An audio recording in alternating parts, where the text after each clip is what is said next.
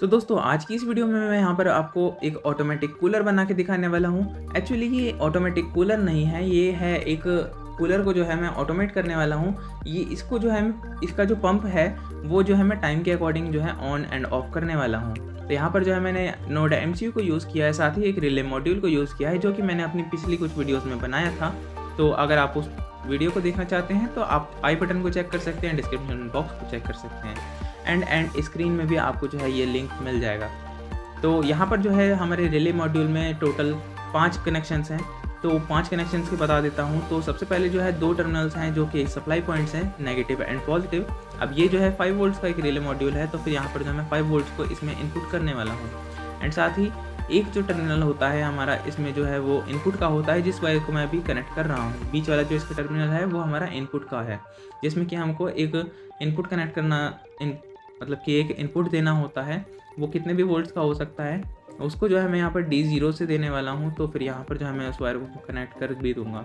तो ये जो है इनपुट जैसे ही हम ऑन करेंगे, यानी कि इसमें अगर सप्लाई आती है तो फिर हमारा जो रिले होगा वो यहाँ पर ऑन हो जाएगा, यानी कि रिले मॉड्यूल का जो रिले होगा वो हमारा ऑन हो जाएगा।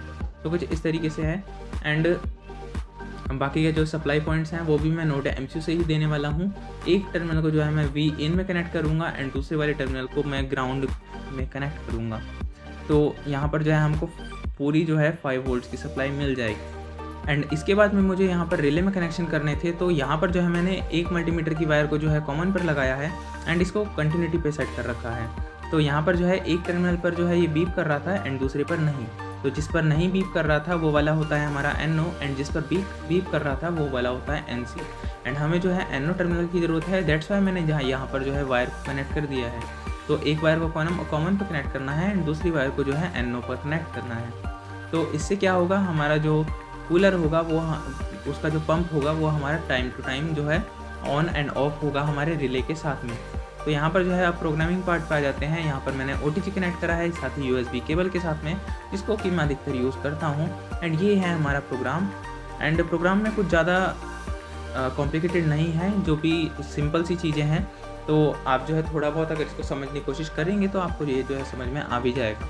तो यहाँ पर जो है मैंने केवल टाइमिंग को इसमें जो है यहाँ पर करा है, यानी कि टाइम टू टाइम जो है ये ऑन एंड ऑफ होना चाहिए। एंड अभी आपको शो करने के लिए मैंने जो है इसकी जो टाइमिंग है वो मैंने 15,000 मिली सेकेंड से रखी है, यानी कि 15 सेकेंड्स के बराबर।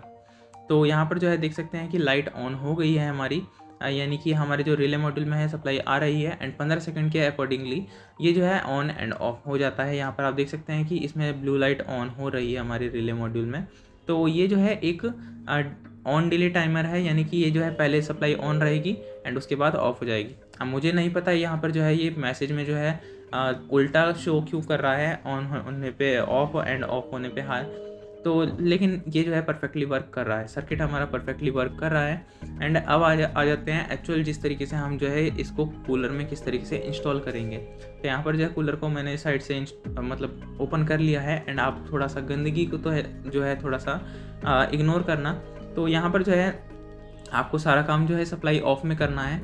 एंड यहाँ पर जो मैंने पंप के वायर को खोल लिया है, यहाँ पर आप देख सकते हैं कि 2 टर्मिनल्स इसमें से निकल रहे हैं, जो कि एक जो है पंप में नीचे की साइड में जा रहा है एंड एक जो है ऊपर की साइड से आ रहा है, जो कि सप्लाई पॉइंट पे आ जाता है। तो यहाँ पर जो है आप देख सकते हैं कि 2 वायर्स यहाँ पर आ रही हैं एंड इसको जो है मुझे कॉमन एंड NO में कनेक्ट कर देना है। जैसे कि मैंने 2 वायर्स यहाँ पर कनेक्ट कर रखी हैं, तो आपको जो है ऊपर वाली जो वायर आ रही है उसको हम कॉमन में कनेक्ट कर देते हैं, जो कि मतलब एक स्टैंडर्ड है उसके अकॉर्डिंगली।